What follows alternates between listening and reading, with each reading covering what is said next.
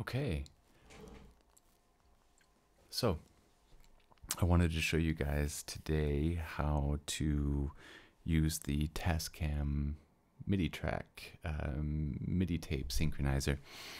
I found two of these on eBay over the last couple of years. I have an extra one here, so I wanted to demonstrate how to use it, and you have to figure out why you might want to use it. I am going to show you the settings here on your DAW that you need to have set up. It needs to, right now it is, my DAW is sending MIDI clock information to the audio interface, and there I have MIDI in and out, and those are being sent directly to the MTS 30. So that is taking that information and translating that into a audio signal that you can record onto tape. And it records the sort of this BPM information, how fast does it need to be running, and it also records the song position, FSK information, if you're looking at that information online. So it's going to know the bar that you're on, and after you record that onto your tape, you can push play and fast forward, and it will update as quick as it can to that location in your DAW. That I'll show you later. I think I can show you, let you listen to what that signal sounds like now, as it is, right now it's constantly producing the song position 1. Let me see, I imagine you can hear that. Let me, there. That's what the information sounds like when I push play.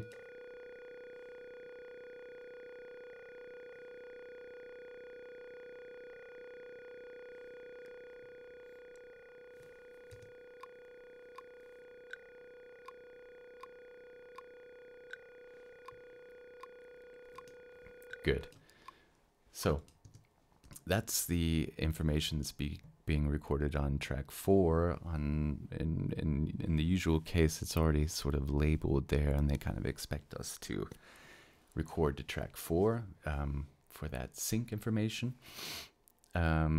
It's important on some devices that track, that tape sync input, sometimes on the back of a Porto Studio, is dedicated because it doesn't allow the Dolby noise reduction on that track specifically. In this case, I have Dolby off, and I'm recording directly to the input 4 here onto track 4. That goes directly there. Good. When you first turn on your device, it starts off here, and to be able to start listening, you have to press that, and that already starts generating that signal information. I'm going to press stop, so I record information from the beginning. I have a BPM of 80 here, and let's just start. I need to do a clap sync. That I forgot to do.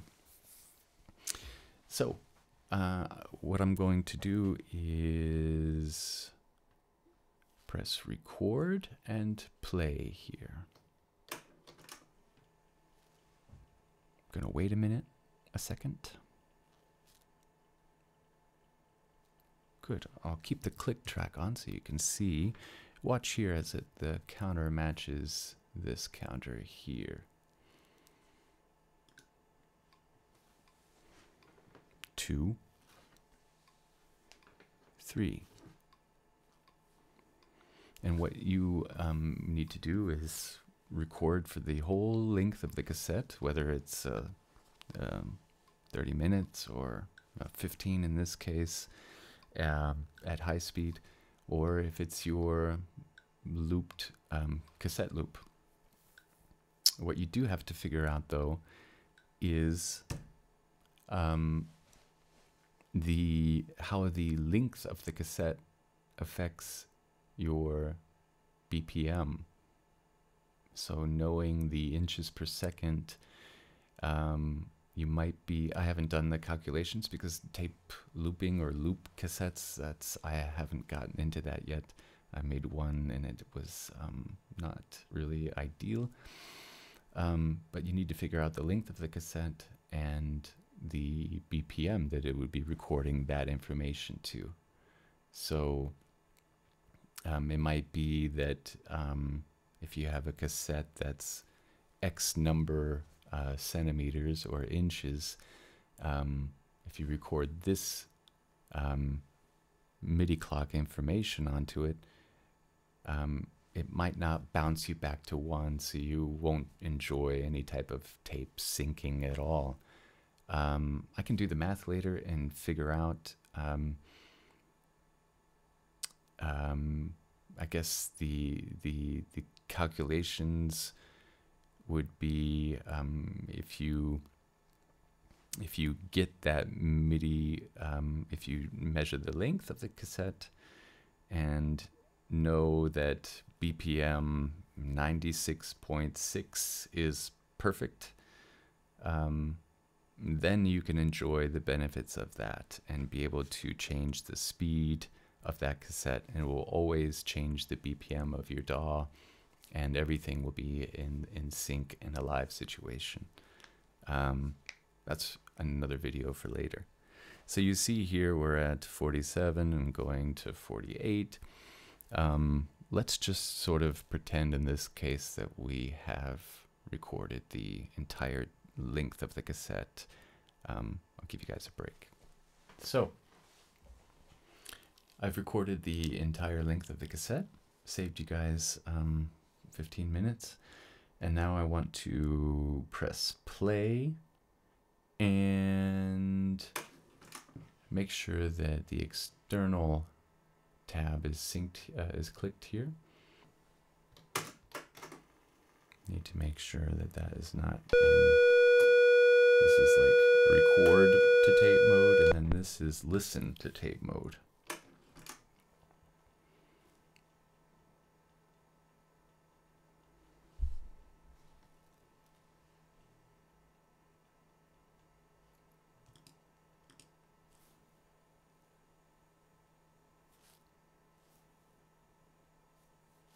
Good.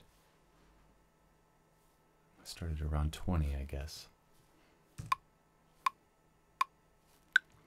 So now you can see it's getting down into the hundreds of BPMs, always adjusting, listening to that audio track. And sorry, if I change the speed here of the cassette playback speed,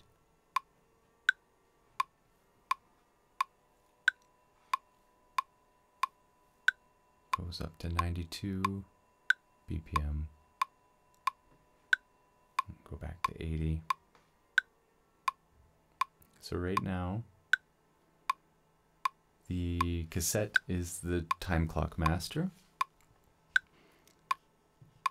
And I have some loops in here that are also at 80 BPM. And let's see.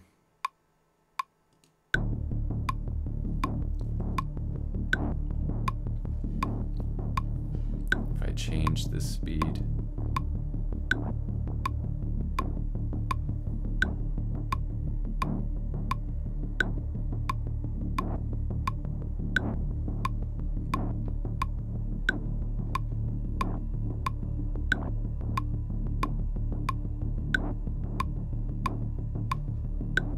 Staying in sync.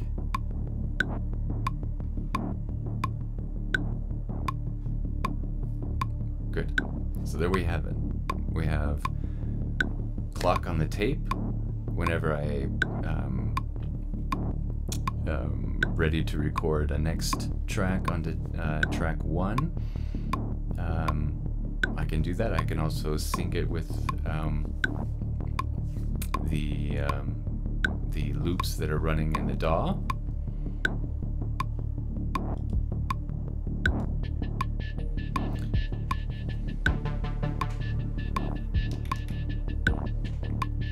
I can have an arpeggiator.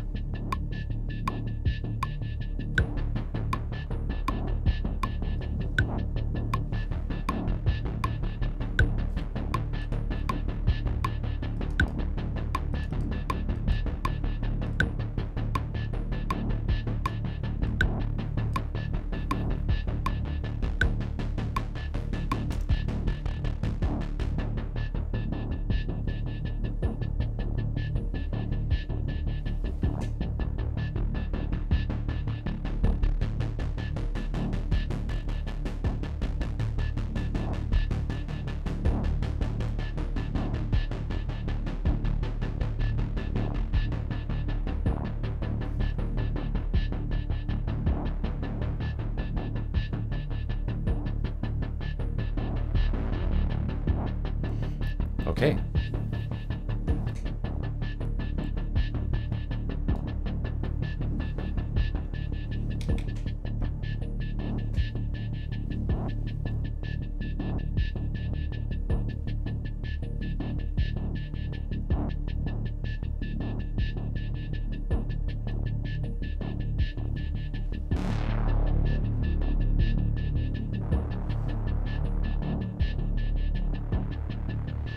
Okay, so anyway, I can play with that all I want.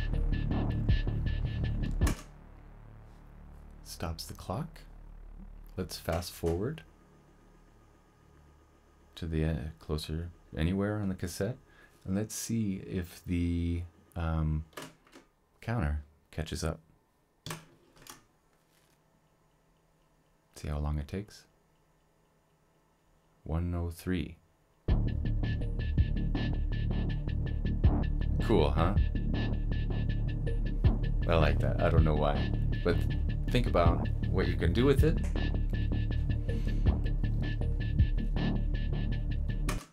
Think about what you can do with it when you know that tape runs at 4.75 centimeters a second.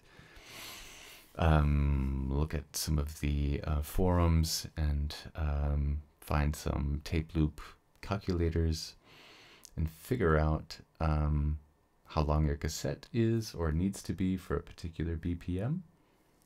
And then you can involve syncing other things along to your cassette as the master. I guess that really only is important when you're dealing with like percussive rhythmic stuff on your tape loop. Otherwise, if it's completely ambient, then you're maybe not interested in this. You don't really need to sync up to something that's kind of ambient. But maybe if there's chord changes and things like that, maybe you want to. So, yeah, I think I explained that halfway decently. Let me know if you have any questions, I guess. I don't know if anybody's going to care about this, but there we have it. Thanks for your time.